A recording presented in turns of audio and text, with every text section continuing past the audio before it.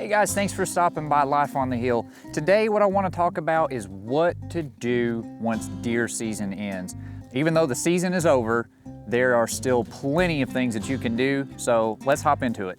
So something that I still like to do is I still like to keep my trail cameras out because it allows you to basically take roll call, census, whatever you want to call it, of the deer that either survived in the area or maybe didn't, and so you can still get a good feel for what the herd is looking like in your area.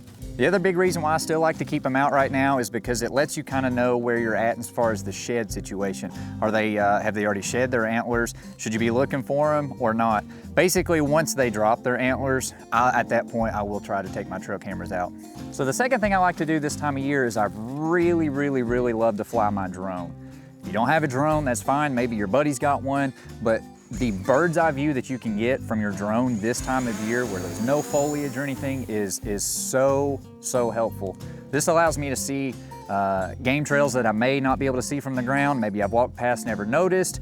And so you can also really start to get a feel for patterns and directions as to how your property may or may not be being used.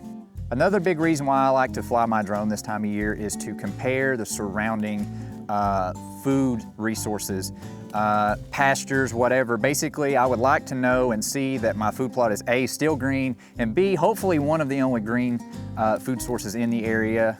And if you're one of the only green food sources left, then obviously your property is going to get used.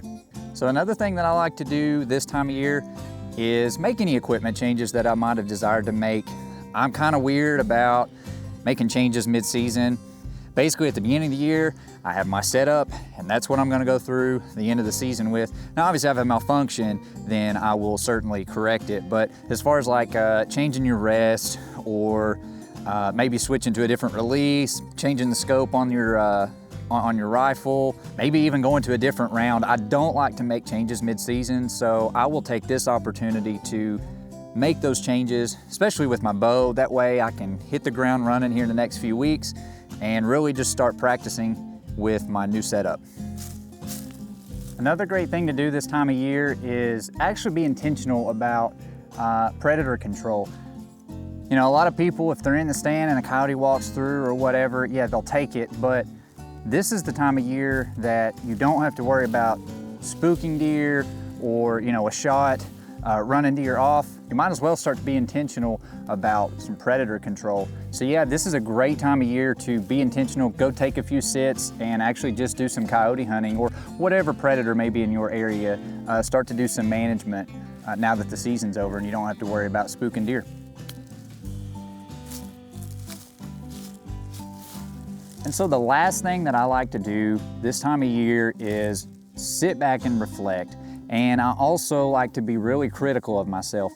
No different than if you've got a public job, you probably have year-end performance reviews. No different than a good company's gonna do. They're gonna evaluate their performance for the past year. And I think it's very important as a deer hunter, and especially if you're doing food plots and stuff, to be very critical this time of year. Because if you're not critical and you're not really pointing out the mistakes that you made, then you're probably likely to do the same mistake next year and you're not gonna get better. You're not gonna become the hunter that you ultimately desire to be one day. For instance, I think you should evaluate how your food plots did. Maybe you look at it as, well, I don't like this seed blend.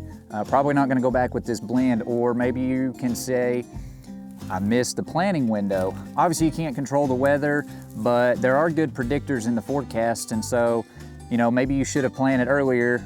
You didn't make the effort, and so you planted late, and now your plot didn't do so well as a result of that. Things like that, I think you should be really critical. And even on the hunting side of things, it's A, did you hunt as much as you wanted to, or did you occasionally sleep in? B, did you do a good job of entering and exiting to where you're spooking deer as little as possible? Simple things like that. I really think you should be really critical of yourself this time of year. Basically give yourself a grade. That way you can work on those mistakes in the off season and hopefully be better come next year. So that's gonna do it for this one, guys. I really hope you found it helpful. Just because deer season's over doesn't mean that you can't still do things that can help you have a better next season. So if you did like this video, be sure to like it and subscribe to the channel. Thanks for watching, and we'll catch you in the next one. So one thing I like to do this time of year is fly my drone around the area. I check food plots this way. I can also see game trails that I might otherwise miss if I'm just walking around.